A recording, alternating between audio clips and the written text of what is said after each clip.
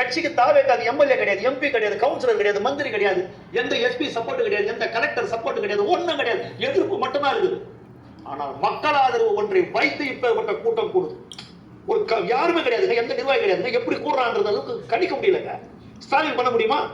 இன்னைக்கு எந்த ஒரு அரசியல் கட்சி தலைவருக்கும் இந்த அளவுக்கு மாசு இன்னைக்கு வராது.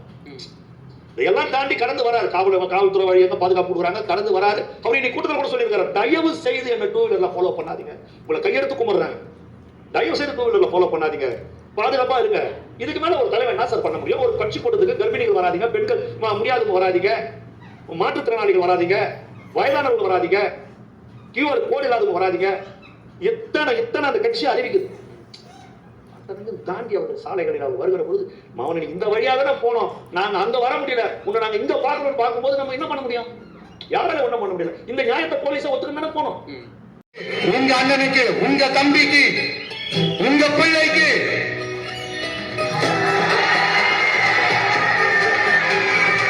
ஒரே ஒரு வாய்ப்பு.